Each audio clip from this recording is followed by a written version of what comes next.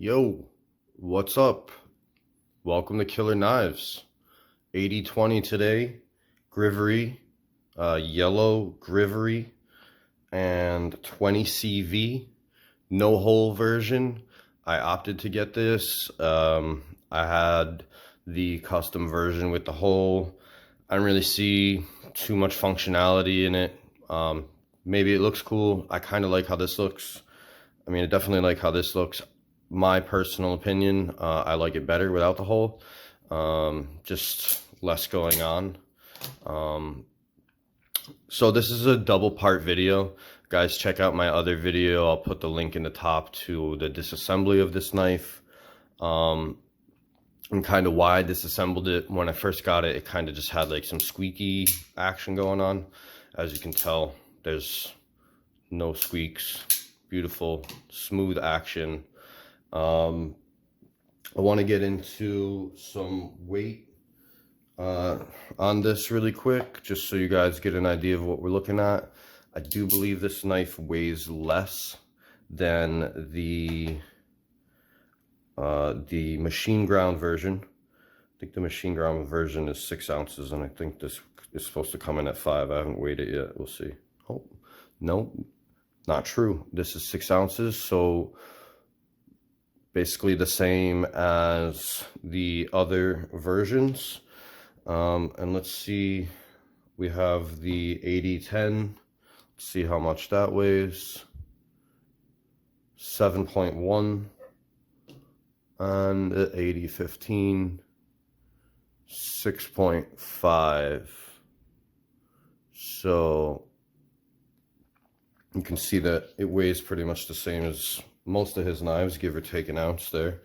And let's get a size comparison of all of these knives. All right, let's try and line the pivot up with a line here, so it's the most accurate for you guys to check. And bang, you can see they're all pretty much the same size. From what I can see here, it looks like the AD10 has a little bit longer handle than most of these. And let's see if we can move this up.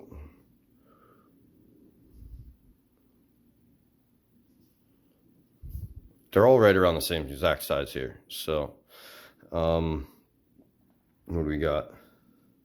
1, 2, 3, and a half, just about, more than that. And then same thing here, looks about same size.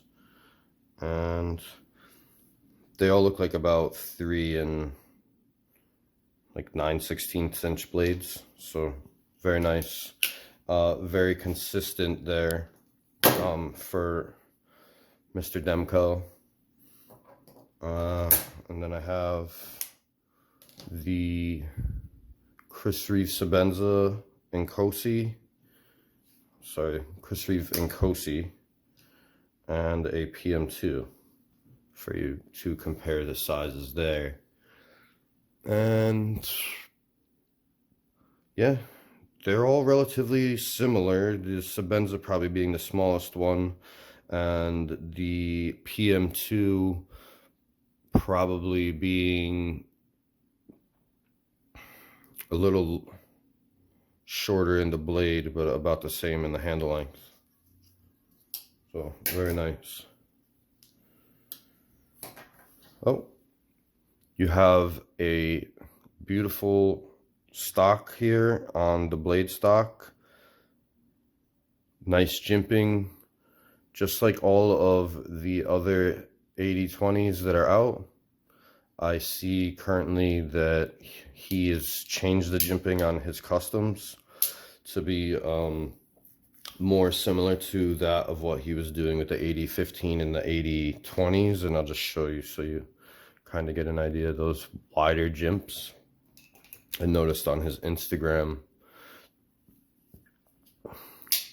that he's doing that now with his customs, so that's pretty cool. The customs look really stupid sick stupid beautiful lately. I actually sold my custom a few months back, and I'm super sad about that. I'm not going to say it's one of the biggest regrets in my entire life, but I really do regret it. I didn't truly appreciate what it meant to have that. You know, I'm not going to blame it on anything with the way that it's designed or anything of that nature. I just truly didn't understand at that point in time what I was holding and what I had been able to obtain. And, you know, I regret it. I regret it. I wish I had it. But also in that note, owning this and just receiving this about a week ago, I will tell you, you know, other than the grind in this blade and some few minor changes like the hardware being stonewashed and the blade being like stonewashed and not really a satin hand rubbed finish, not hollow ground, it's a flat ground blade. This knife, extremely comparable. In your hand, can you tell? I could tell initially when I bought it. I had a little issue. Like I said, I actually thought it was running on washers, the way that it was moving and the sounds it was making. I think here where the lock face meets the blade, it had some friction going on there. I think there was some powder metallurgy left over from just being built, being ground, being put together, not being fully cleaned. You know, these knives, they're not like put together in a giant factory. The Demkos, you know, I haven't seen their factory, but they're a small, tight-knit family, and I'm assuming they only have a few. Pretty sure Andrew said he only has a couple employees, so more likely than not, you know, Andrew or his brother have touched this knife, looked it over, you know, said, hey, that's a great knife, we're ready to sell it, we're ready to ship it out. So, you know, that being said, I know they're not like fine tuning and polishing every knife that goes out because they're a small family business, but you'd be really, it's very, very difficult to find another knife that is as simply designed, ergonomically sound, strong, and fun to play with as this knife. And the color, look at it, super fun.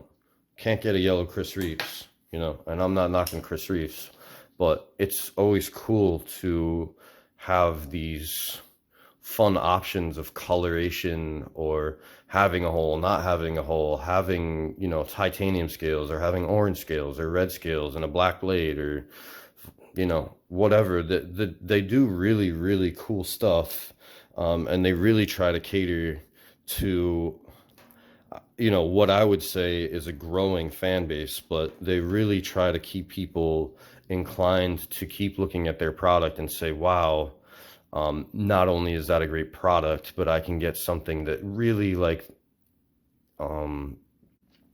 makes me happy in a personal way. I really like blue and black, and I can get a black blade and a blue handle if I want.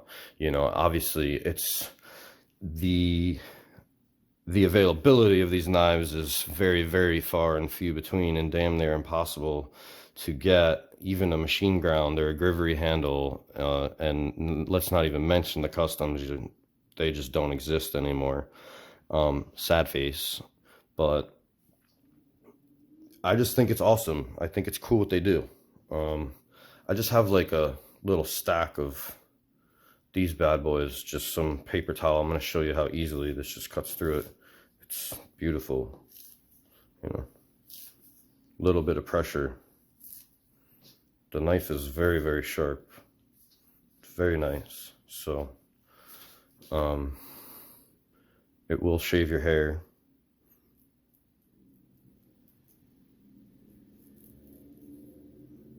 Oh, there it all is. Definitely sharp. Very cool knife. This knife is very highly regarded by myself, and I believe it to be the best knife that you can possibly buy right now. Maybe my accolades are a bit much. Maybe I hold this a little too high in my heart or in my mind. I just truly love it.